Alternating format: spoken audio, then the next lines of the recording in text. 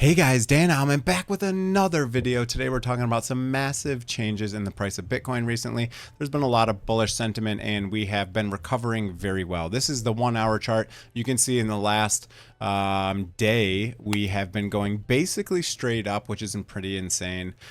We've broken some serious resistance. Now let's zoom out a little bit and talk about why this is super important.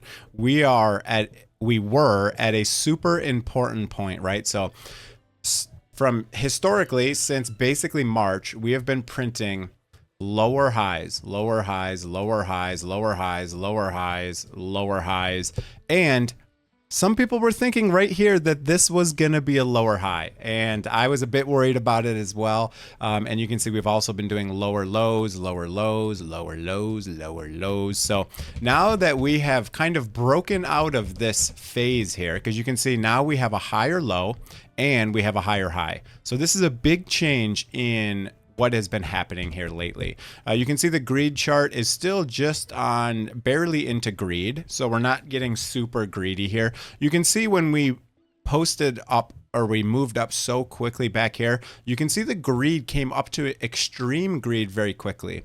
And you can see that happened also in this top here and in this top up here, extreme greed. And the risk metric was very high in the beginning. You can see the red indicating that is a good time to sell. So yeah, I ended up purchasing a lot in this area, a lot in this area, in this area. So I've been kind of averaging into the market so far this cycle, but we are about to also hit some interesting resistance here.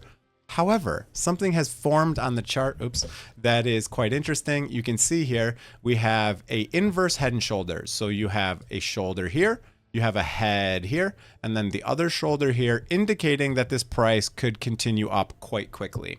Another thing to prove that out is you need a high volume node on the head. Okay, so you can see we had a bigger dip there. It was lower than the other two dips, and it was the highest volume out of all of them. So that is a reverse head and shoulders. We have printed this since, a couple weeks ago, but I think some were worried about this playing out. It's not, even the closing is about even here. So I could see some people being confused and thinking this maybe is not a reverse head and shoulders or inverse head and shoulders. But we're going to see that this is going to play out, I believe, in the upside pretty quickly. Now, our all-time high is only 73,800, and we are approaching that very quickly. That is only 10%, 11% above where we are right now. The biggest thing is going to be pushing through this resistance line here and staying on top of that. I am hoping that we could maybe see something where we come up here. Maybe even we bounce off the all-time high and go back down and then come back out like this. I think that would be quite nice. Otherwise, let me get rid of some of these here. Otherwise, another possibility is we could come up here. We could reject off this top number. We could come back down to here, even as far as here, and then blast out. That is another opportunity, another option as well. You can see we are above some of the moving averages, and we are heading directly into this resistance node here. You can see sometimes we do kind of pop up, but we always end up coming back down. So we're always getting rejected at this point multiple times. So, there's definitely also when you break into or push against the resistance many, many times, eventually it usually breaks. So a lot of times people will say, oh, the fourth time. So if we consider like this one try, this two try, this three try, now this is the fourth try, maybe we'll break through. I don't know. I've heard that just recently, people saying that the fourth try often breaks through resistance, whether it be upwards or downwards. However, we got 1, 2, 3, 4, and it did not happen here. So who knows? It's all speculation here, but let's look at some other coins in the market and some other interesting things.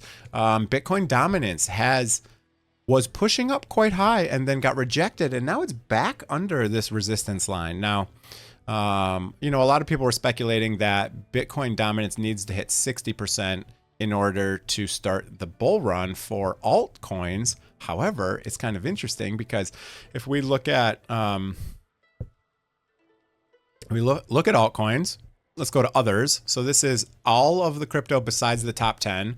And if we go back to like a weekly chart, for example, you can see we were in this descending channel for quite some time. And then we just kind of smashed through it. And now we smashed through the 50% as well, which is a very big resistance point. You can see we hit the 50% one time, and then didn't even bounce the second time. We just blasted right through. So you can see a lot of coins have been doing very well. My personal favorites recently have been Render and FET doing quite well.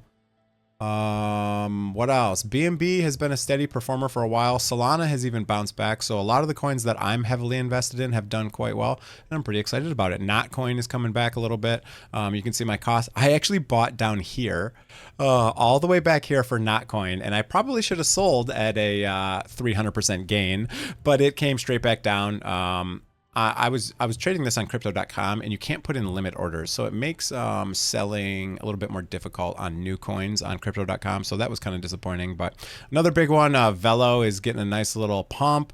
There's a lot of them that are doing quite well. So I guess it'd be a lot easier just to go to like CoinMarketCap and just look at some of the top performers. Let's do that real quick. I like looking at this and seeing what our top performers are. So if we do top performers in the last 24 hours, what do we got going on? Shiba, Floki, Pepe, Bonk. Pretty cool. Dogecoin even in those. Now, if we look at the last 7 days, let's see what we got going on. Shiba, 50% up. Wormhole, don't know what that is. Whiff, that one is performing pretty well over the last week.